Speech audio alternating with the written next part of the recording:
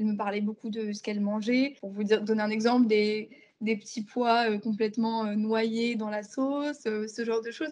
Et moi, c'est ça qui m'a plus marquée parce que c'est ce qui m'a fait prendre conscience de l'isolement des personnes âgées, de leur détresse. Et je pense que c'est plus ça qui me marque que les grandes choses dont on a parlé, qui sont bien sûr là. On a parlé de la libération de Paris, on a parlé voilà, des années 30, et ça, pour moi, c'est génial de pouvoir en parler quand même.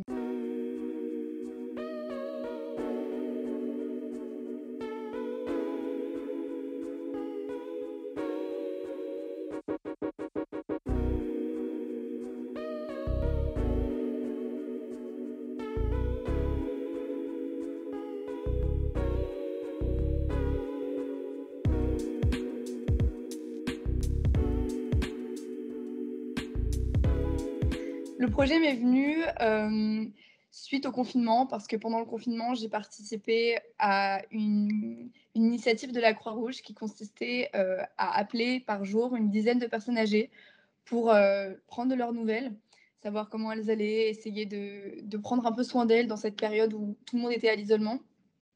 Et puis, je suis tombée un jour sur Jacqueline, 94 ans, qui m'a parlé d'elle pendant 2 heures. Et c'est vrai que ça m'a fait bizarre parce que tous les jours, j'appelais des gens qui me parlaient d'eux pendant 1 ou 2 minutes. Et là, j'avais une personne âgée qui me parlait d'elle pendant 2 heures. Donc, elle me racontait, par exemple, la libération de Paris, son travail chez Guerlain, des petites choses qui ont marqué son siècle, si je peux dire, qui, moi, m'ont touchée. J'ai décidé de lui raconter mon siècle à moi aussi.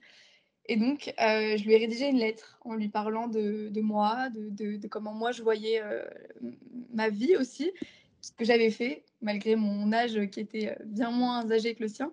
Et donc, elle a apprécié cette lettre, donc elle a reçu, elle m'a rappelé, on a discuté et en fait, s'est établie une correspondance entre nous comme ça, par lettre, qui dure maintenant depuis presque 2 ans.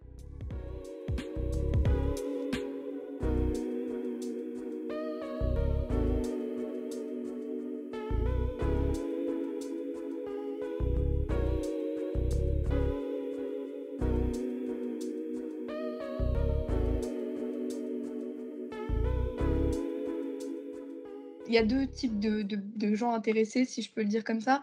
Il y a les gens qui vont être dans, «Je veux absolument échanger avec une personne, donc je veux une réponse. Je veux que cette personne m'apporte des choses. Je veux pouvoir lui en apporter», mais ils sont vraiment dans une optique d'échange. Alors que d'autres sont juste là, dans l'optique d'écrire et puis s'il y a une réponse, tant mieux. Si on n'a pas, tant pis, mais en tout cas, je veux apporter, mon soutien à une personne âgée. Moi, j'apporte mes lettres, au centre communal d'action sociale et eux les redistribuent aux personnes âgées avec qui ils sont en contact, au quotidien. Donc eux choisissent un petit peu à qui ils les donnent en fonction des profils parfois ou simplement des gens assez actifs qui vont pouvoir répondre. Dans un premier temps, c'était le centre communal d'action sociale de Bois-Colombes et maintenant je l'étends à toute la France puisque j'ai contacté, plusieurs CCAS dans la France, dont, le CCAS de Granville en Normandie et d'autres villes, à venir.